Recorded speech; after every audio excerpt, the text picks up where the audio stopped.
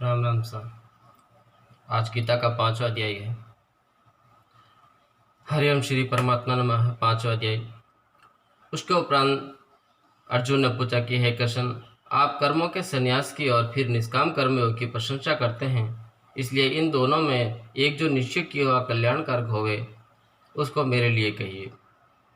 इस प्रकार अर्जुन के पूछने पर श्री कृष्ण महाराज बोले कि हे अर्जुन, कर्मों का संन्यास और निष्काम कर्म योग ये दोनों ही परम कल्याण के करने वाले हैं, परंतु उन दोनों में भी कर्मों के संन्यास से निष्काम कर्म योग साधन में सुगम होने से श्रेष्ठ है।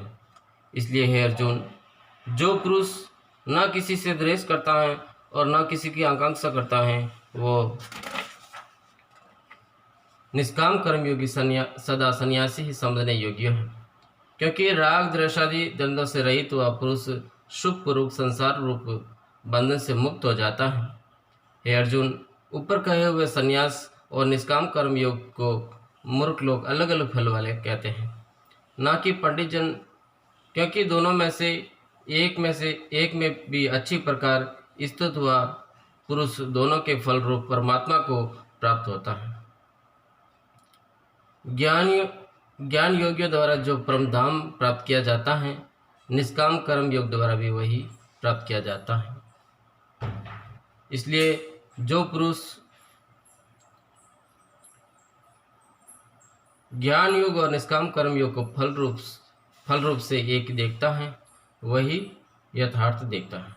परंतु हे अर्जुन, निष्काम कर्म योग के बिना संन्यास अर्थात मन, इंद्रियां और शरीर द्वारा होने वाले संपूर्ण कर्मों में कर्तापन का त्याग प्राप्त होना कठिन है, और भगवत स्वरूप को मनन करने वाला सुख निष्काम कर्मयोगी परम ब्रह्मा परमात्मा को शीघ्र ही प्राप्त हो जाता है। वश में किया हुआ शरीर जिसके ऐसा जितेंद्रिय और विशुद्ध अंतकरण वाला एवं संपूर्ण प्राणी के आत्म रूप परमात्मा में एक ही भाव हुआ निष्काम कर्मयोगी कर्म करता हुआ भी लिपायमान नहीं होता।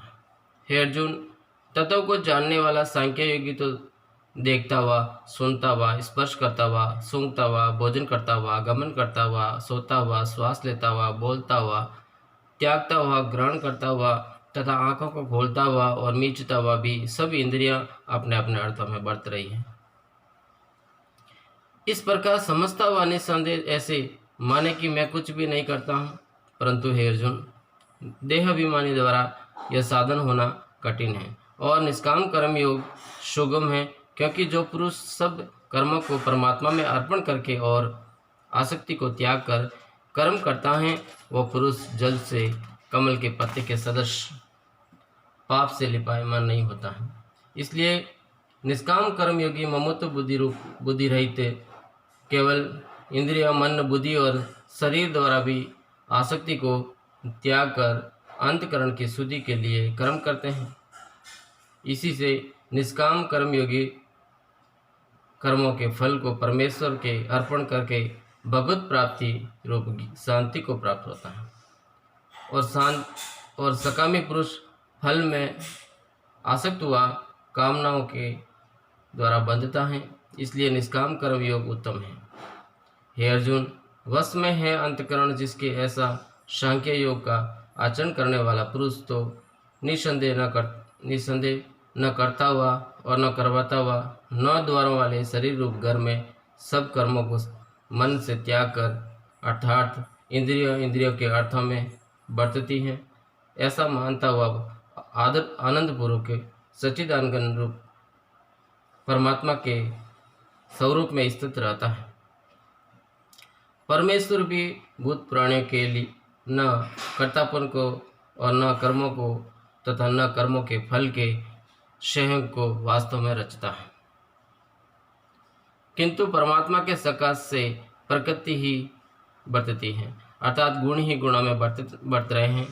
सर्वव्यापी परमात्मा न किसी के पाप कर्म को और न किसी के शुभ कर्म को भी ग्रहण करता है, किंतु माया के द्वारा ज्ञान ढका हुआ है, इससे सब जीव मोहित हो रहे हैं। परंतु जिनका वह अंतकरण का अज्ञान आत्मज्ञान द्वारा नाश हो गया है, उनका वह ज्ञान सूर्य के सदृश उस सच्चिदानंद परमात्मा को प्रकाशता है।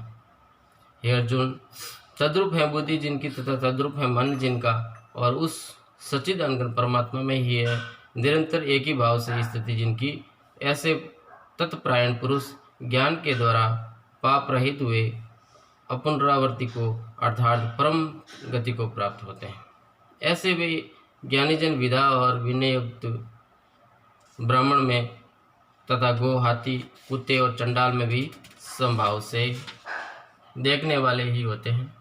इसलिए जिनका मन समत्व भाव में स्थित है, उनके द्वारा इस जीवित अवस्था में ही संपूर्ण संसार जीत लिया गया है, क्योंकि सच्चिदानंद परमात्मा निर्दोष और सम है। इससे वे सच्चिदानंद परमात्मा में ही स्थित हैं। जो पुरुष प्रिय को अर्थात जिसको लोग प्रिय समझते हैं उसको प्राप्त होकर हर्षित नहीं हो, और अप्रिय को अर्थात जिसको लोग अप्रिय समझते हैं उसको प्राप्त होकर उद्वेगवान न हो, ऐसा स्थिर बुद्धि संशय रहित ब्रह्मवेत्ता पुरुष सच्चिदानंद ब्रह्मा परमात्मा में एक ही भाव से नित्य है। बाहर के विषयों में अर्थात सांसारिक भोगों में आसक्ति रहित अंतकरण वाला पुरुष अंतकरण में जो भगवत ज्ञान जनित आनंद है उसको प्राप्त होता है, और वह पुरुष सच्चिदानंद परम ब्रह्म परमात्मा रूप योग में एक ही भाव से स्थित हुआ अक्षय आनंद को अनुभव करता है।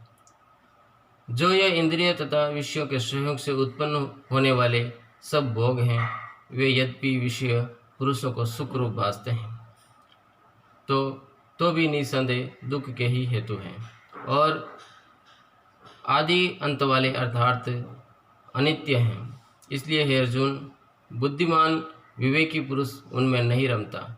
जो मनुष्य शरीर के नाश होने से पहले ही काम और क्रोध से उत्पन्न हुए वेग को सहन करने में समर्थ हैं, अर्थात काम क्रोध को जिसने सदा के लिए जीत लिया है, वह मनुष्य इस लोक में योगी है और वही सुखी है। जो पुरुष निश्चय करके अंतरात्मा में ही सुख वाला है और आत्मा में ही आराम वाला है, तथा जो आत्मा में ही ज्ञान वाला है, ऐसा वह सच्चिदानंद परम ब्रह्मा परमात्मा के साथ एक ही भाव हुआ सांख्य योगी शांत ब्रह्मा को प्राप्त होता है। नाश हो गए यह सब पाप जिनके तथा